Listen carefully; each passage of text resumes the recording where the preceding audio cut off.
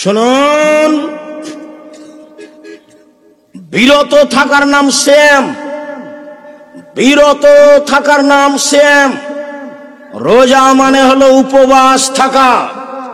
অতএব সম্মানিত দিনী ভাই বোন, আমি আপনাকে বিষয়ে অতীব গুরুত্বপূর্ণ কথাটি পেশ করতে গিয়ে বলছি, ইবাদতের জগতে ভিন্ন ধরনের ব্যতিক্রম ইবাদত হলো সিয়াম, যার কোনো ইবাদতের সাথে মিল নেই, যার কোনো ইবাদতের সাথে মিল নেই, তার নাম হলো সিয়াম।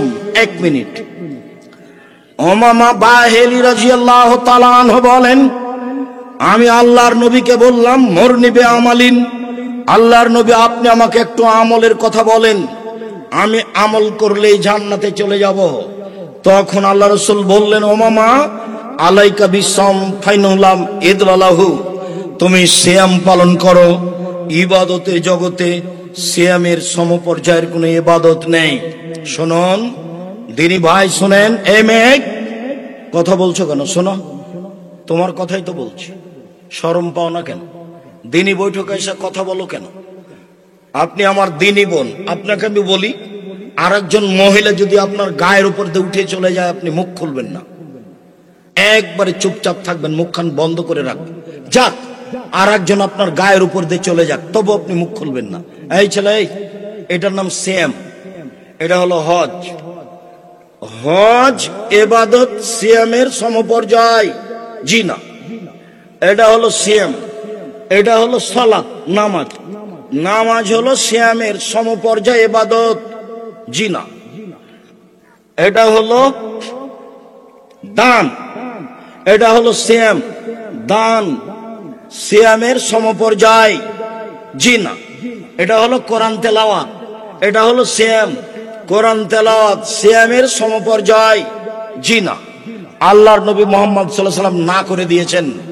ওমামা, ইবাদতের জগতে এমন কোন ইবাদত নেই যেটা সিয়ামের সমপর্যায়ের হতে পারে।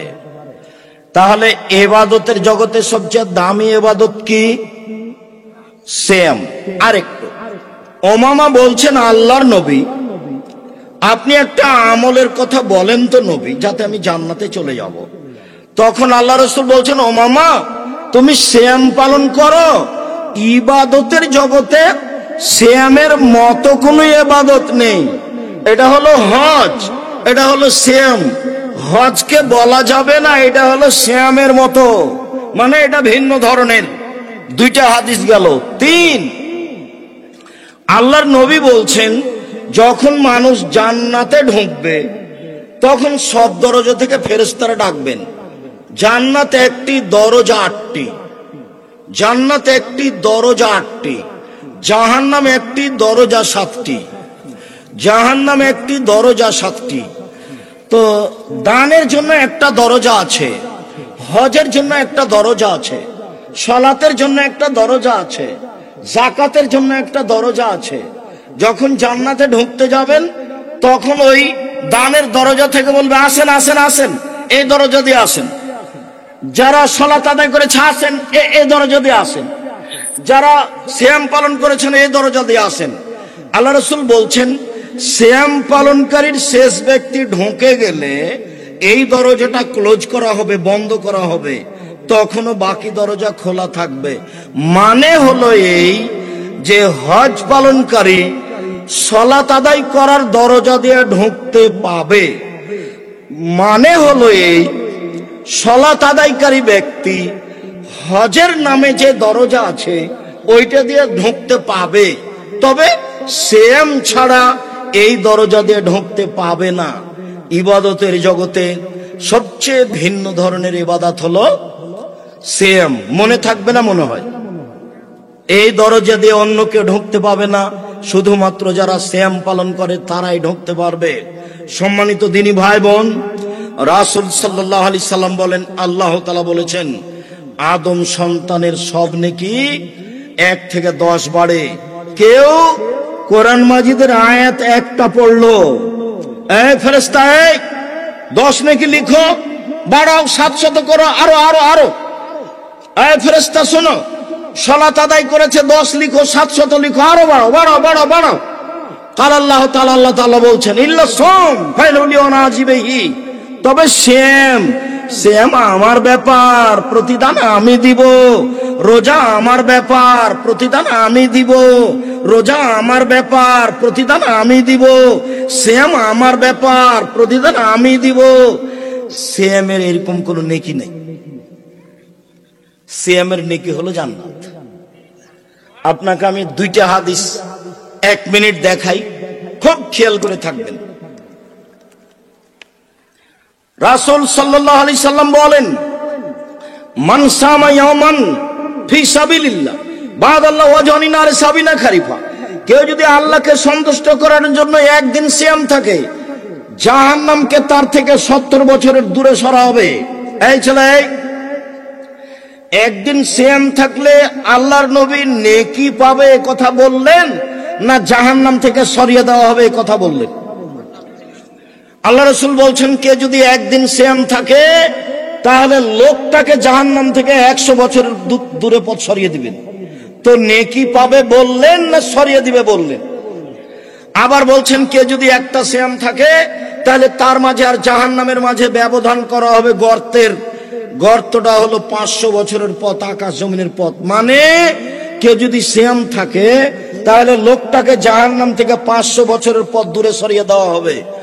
ফলাফল হলো সিয়াম থাকলে 2-4 নেকি হয় না, জান্নাত হয়। সম্মানিত দিনী ভাই বোন, এই ছেলে কয়েক মিনিট অপেক্ষা করো, এক খেলে চেয়ে থাকো। তোমার অনেক ভুল ত্রুটি রয়েছে। আমার নিশ্চিত ধারণা আজকে তুমি সিয়াম ছিল না, রোজা ছিল না। কেন রোজা থাকুনি কেন? আল্লাহর নবী বলছেন, বৃহস্পতিবার আর সোমবার সাপ্তাহিক রিপোর্ট পেশ করা হয় মানুষের পাপ নেকি। আমি মুহাম্মদ সাল্লাল্লাহু আলাইহি সাল্লাম বৃহস্পতিবার আর সোমবার সিয়াম থাকি, এই জন্য আল্লাহকে বলি, না নাও আমার রিপোর্টটা নাও, সিয়াম অবস্থায় নাও, এই যে দেখো আমি সিয়াম আছি, এই যে দেখো। মুহাম্মদ সাল্লাল্লাহু আলাইহি সাল্লাম বৃহস্পতিবার সোমবার কেন সিয়াম থাকতেন? রিপোর্ট সিয়াম অবস্থায় দেখানোর জন্য। এই ছেলে মনে করো তো, আল্লাহর নবী বৃহস্পতিবার সোমবার কেন সিয়াম থাকতেন? রিপোর্ট কি অবস্থায় দেখাবেন? সিয়াম অবস্থায়। এই জন্য আল্লাহর নবী প্রথম শাবান থেকে নিয়ে 20-25 পর্যন্ত সিয়াম থাকতেন। কেন? বাৎসরিক রিপোর্ট সিয়াম অবস্থায় দেখানোর জন্য। কে তোমাকে বলল 15 শাবান সিয়াম থাকলেই রিপোর্ট ঠিক হয়ে যাবে? অল সিদ্ধান্ত মুরব্বী, আমার নিশ্চিত ধারণা আপনি আজকে সিয়াম ছিলেন না। আপনার উচিত ছিল 1 তারিখ থেকে একটানা 15 দিন পর্যন্ত সিয়াম থাকা। এই কথা নিয়ে আপনার সাথে আজকে কথা শুরু হয়েছে। অল্পক্ষণের মধ্যেই এই কথা দিয়ে আপনার সাথে আমি কথা শেষ করব। জরুরি ভাবে আপনাকে এক খেয়ালে চেয়ে থাকার জন্য অনুরোধ জানাচ্ছি। এই ছেলে, তোমরা যারা দায়িত্ব পালন করছো তারা তোমরা শক্ত হাতে দায়িত্ব পালন করো। যারা আমাদের দাঁড়িয়ে আছে স্টিল দাঁড়িয়ে থাকবে, নইলে স্থান ত্যাগ করবে। এটা আমাদের প্রথম থেকে কথা আছে। পরিবেশ কখনো দুর্বল করার চেষ্টা করো না। আমরা সারা রাত বক্তব্য দিব না, এই কথাই ঠিক। আমরা তোমার কিছু উপকার করব ইনশাল্লাহ, এ কথাও ঠিক। সম্মানিত দিনী ভাই বোন, মানুষের পক্ষে বিচার মাঠে 4টে জিনিস কথা বলবে। 1, শ্যাম বলবে প্রতিপালক, লোকটাকে আমি 2টা জিনিস করতে দিনি। 1, খেতে দিনি। 2, মন মতো চলতে দিনি। তুমি আমার একটা কথা শোনো, একে জান্নাতে দাও। প্রতিপালক, আমি শ্যাম রোজা বলছি, তুমি আমার একটা কথা শোনো, লোকটাকে আমি 2টা কাজ করতে দিনি। 1, দিনে খেতে দিনি। 2, মন মতো চলতে দিনি। তুমি আমার একটা কথা শোনো, একে জান্নাতে দাও। তখন আল্লাহ বলবেন, আচ্ছা আচ্ছা ঠিক আছে, তোমার কথা মেনে নিলাম, আমি তাকে জান্নাতে দিলাম। আমি তাকে মন মতো চলতে দিনি। এটা অর্থ কি বলো তো দেখি? আমি তাকে মন মতো চলতে দিনি মানে দাড়ি চাঁচতে দিনি। আমি তাকে মন মতো চলতে দিনি মানে টাকনোর নিচে প্যান্ট পরতে দিনি। আমি তাকে মন মতো চলতে দিনি, মানে দোকানে বসে আড্ডা পিটতে দিনি।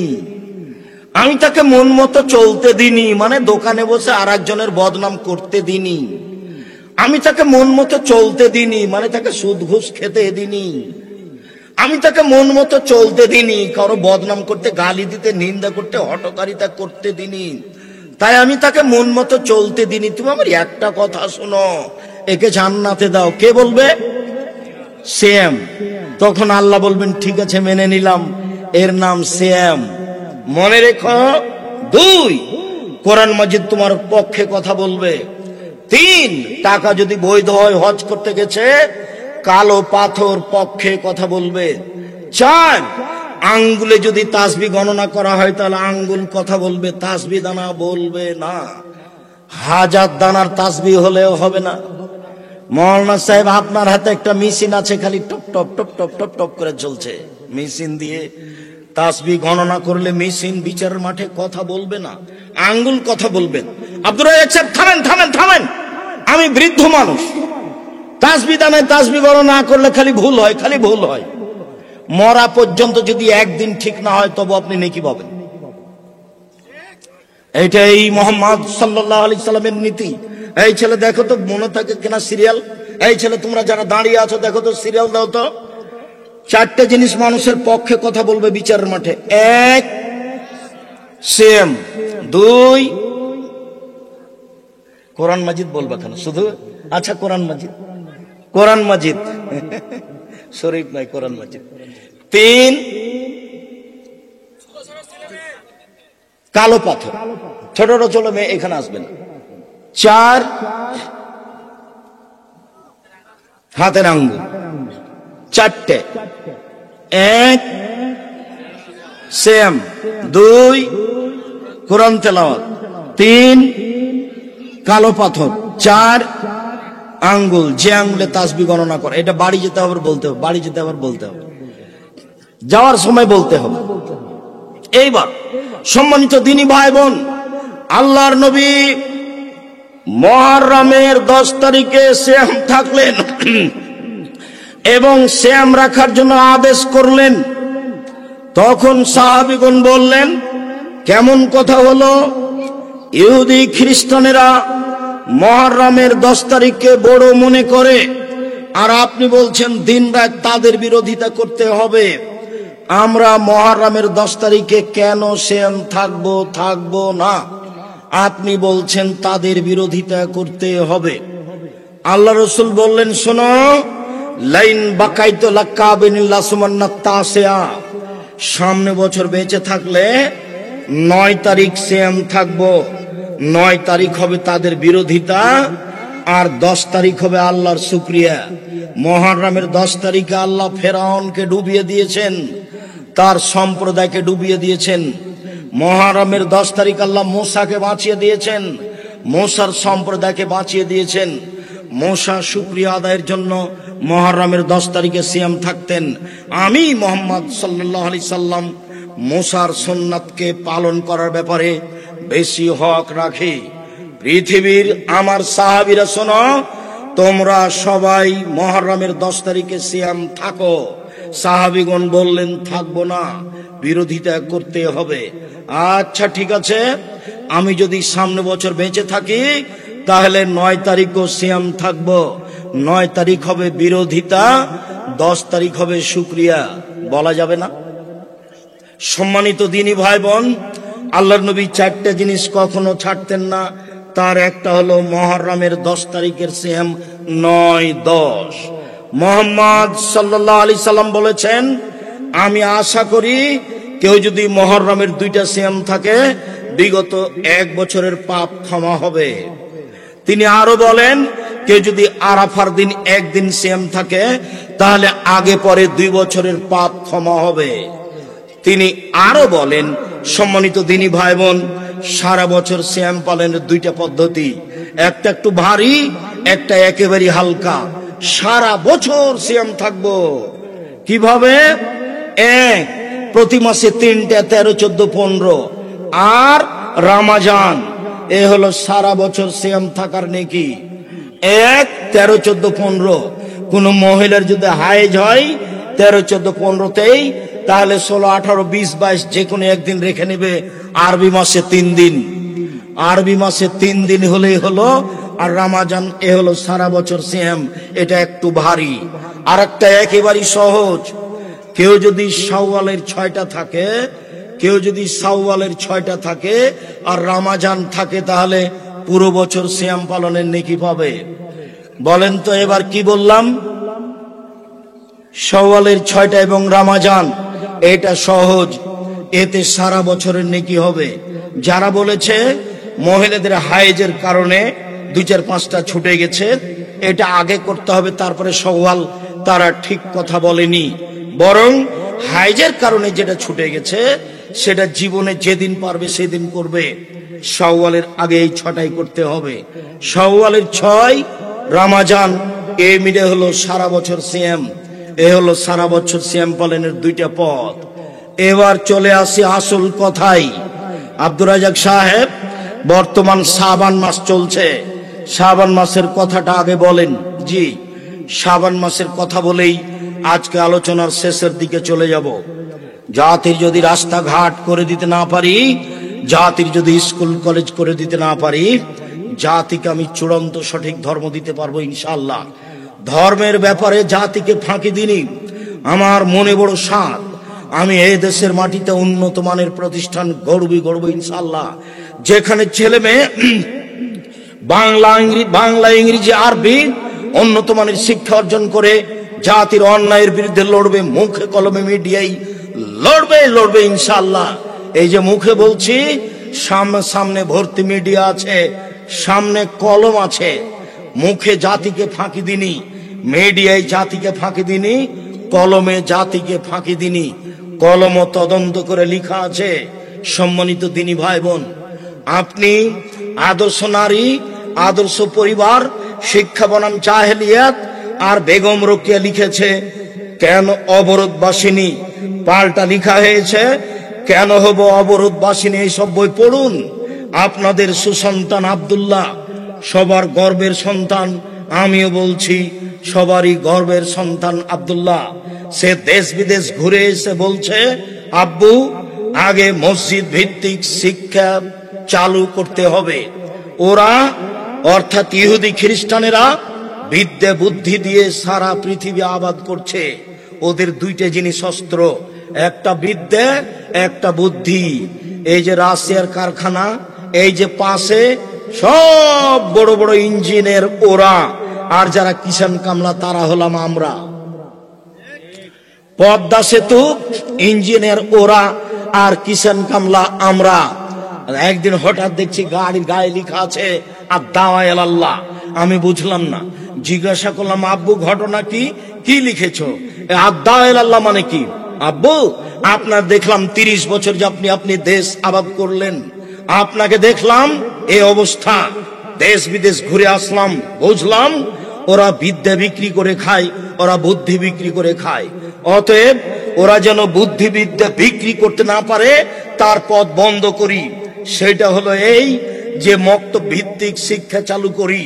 কারণ বশত যদি ওই ছেলে স্কুল কলেজে তাদের দেশে চলেও যায়, তাহলে যেন নিজের ভিত্তি ভুলে না যায়, নিজের কৃষ্টি কালচার যেন ভুলে না যায়। ও যেন অমুসলিমকে থ্যাংক ইউ বলে, ও যেন মুসলিমকে জাযাকাল্লাহ খায়ের বলে। এইটা তাকে শিখাতেই হবে। এই উদ্দেশ্যেই দেশ জুড়ে মক্তব চালু করব ইনশাআল্লাহ। দেশ জুড়ে মক্তব চালু করব ইনশাআল্লাহ।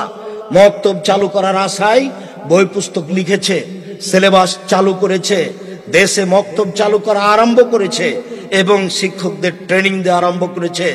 শিক্ষক যাবে ফ্রি, আসবে ফ্রি, খাবে ফ্রি, বই পুস্তক পাবে ফ্রি। তার নাম আদ-দাওয়া ইলাল্লাহ। দেশ জুড়ে মক্তব চালু করবে আব্দুল্লাহর পরিকল্পনা। আমি বলছি আপনাদের সম্পদ দোয়া করেন এবং তাকে পরামর্শ দেন, তার সাথে থাকার চেষ্টা করেন। নিজের জাতিকে বাঁচান, ছেলে মেয়েকে বাঁচান। আদর্শ আমাদেরটা দেন, ওদেরটা দিয়েন না। দুঃখিত, রাসূল সাল্লাল্লাহু আলাইহি সাল্লাম বললেন, আমার দুঃখ, আমার আফসোস, আমার উম্মত সন্ধ্যায় থাকবে মানুষ, সকালে হবে বানর। আমার উম্মত সন্ধ্যায় থাকবে মানুষ, সকালে হবে শুকুর। এটা আমার আফসোস। মনে রাখবেন, একটা প্রাণীর নাম বানর। বানর সবচেয়ে অনুকরণীয় প্রাণী, ও আর একজনের অনুকরণ করতে পারে। উম্মত সন্ধ্যায় থাকবে মানুষ, সকালে হবে বানর। আমার উম্মত সন্ধ্যায় থাকবে মানুষ, সকালে হবে বানর। আর একটা পৃথিবীতে প্রাণী আছে যার নাম শুকুর, সোর। হিতাহিত জ্ঞান নেই যার, তার নাম সোর। অনুভূতি শক্তি নেই যার, তার নাম সোর। কোন গতিবিধি নেই যার, তার নাম শুকুর। একটা গরুর গতিবিধি আছে। এই ছেলে, এখানে ঘাস উঁচু হয়ে আছে, নিচে গোবর আছে, এই ঘাস গরুতে খাবে না। বোঝা যায়নি? তার মানে গরুর অনুভূতি আছে। বলতো অনুভূতি নেই কোন প্রাণীর? শুকুর, সোরের। যেদিন আমার উম্মত অনুভূতিহীন হয়ে যাবে, সবকিছু বাদ দিয়ে তাদের কৃষ্টি কালচার নিয়ম নীতি নিবে, সেদিন আমার উম্মত সন্ধ্যায় থাকবে মানুষ, সকালে হবে সোর। এটা আমার দুঃখ, এটা আমার আফসোস। হাজারো পুরুষ নারী এমন হবে। তিনি বললেন না কুকুর শ্রীগাল, তিনি বললেন না সাপ ব্যাং, তিনি বললেন বানর, তিনি বললেন শুকুর। আফসোস করে বললেন, তাই তো আমার মেয়ে স্কিন পায়জামা পরেছে, তাই তো আমার মেয়ে মাঠে নেমেছে, তাই তো আমার ছেলে উপরে চুল রেখেছে, চতুর্দিক কেটে ফেলেছে, তাই তো আমার ছেলে গেঞ্জি গায়ে দিয়েছে। পিছন দিকে লেখা আছে 47, পিছন দিকে লেখা আছে 10, और 10 দেখতে দেখতে দেখতে নামাজ আমার শেষ, আমি নামাজি হয়নি। এমন সাইজে 10 লেখা আছে। এর নাম ইহুদি খ্রিস্টান। আল্লাহর নবীকে বললেন, ওসামা, আচ্ছা আল্লাহর নবী, আপনি শাবান মাসে এত বেশি সিয়াম থাকেন কেন? কেন থাকেন? অন্য মাসে তো এত সিয়াম থাকেন না। তখন আল্লাহ রাসূল বলছেন, শোনো, শাবান একটা মাস, রজব ও রমজানের মাঝে।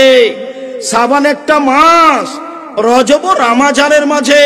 তুরফাউল আমালু ফিহা ইলা রাব্বিল আলামিন। বাৎসরিক রিপোর্ট এই মাসে পেশ করা হয়। ওয়ানা উহিব্ব, আমি ভালোবাসি। ইরফা আমালি ওয়ানা সাইম, আমার রিপোর্ট দেওয়া হোক তখন আমি সাইম। আমি ভালোবাসি, আমার রিপোর্ট দেওয়া হোক তখন আমি রোজাদার। শোনো, শাবান একটা মাস, রজব ও রমজানের মাঝে। এই মাসে মানুষ গাফেল থাকে। এই মাসে বাৎসরিক রিপোর্ট পেশ করা হয়। আমার মন চায় আমার যখন রিপোর্ট পেশ করা হবে তখন আল্লাহ দেখুক আমি সিয়াম আছি, এই জন্য বেশি বেশি থাকি। আল্লাহর নবীর জানা ছিল না সেদিন 15ই শাবান। কিভাবে ভারত, বাংলাদেশ, পাকিস্তানের আলেম ওলামা জেনে নিল সেদিন 15ই শাবান। তাই তারা কলকারখানা, অফিস আদালত, কোর্ট কাছারি, শিক্ষা প্রতিষ্ঠান বন্ধ করে রাতে গোসল করে আতর গোলাপ মেখে 15ই শাবানের সিয়াম পালন করে। ভুল হিসাব। রিপোর্ট ধরার জন্য শাবান মাসে বেশি বেশি সিয়াম থাকতে হবে।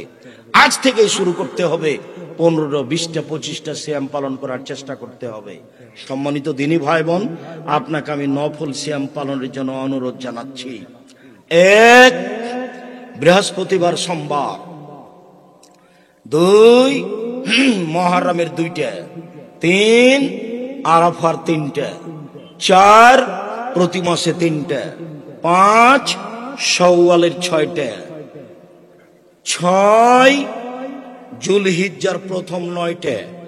7, শাবানের একটানা 15টা। 15ই শাবানে যা কিছু হয় সব মিথ্যা কথা, জাল হাদিস। বেঁচে থাকার চেষ্টা করুন। একাধিক সহিহ হাদিস, একটানা 15 দিন মর্মে আপনাকে সিয়াম পালনের অনুরোধ জানাচ্ছি। সম্মানিত দিনী ভাই বোন, আমরা আলোচনার শেষে এসে সকলকে অনুরোধ জানাচ্ছি, আপনারা আজকের বিষয়টি অতীব গুরুত্ব সহকারে দেখে নিজের জীবনে, পরিবারের জীবনে বাস্তবায়ন করবেন বলে আশাবাদী। এবং যাওয়ার সময় সবাই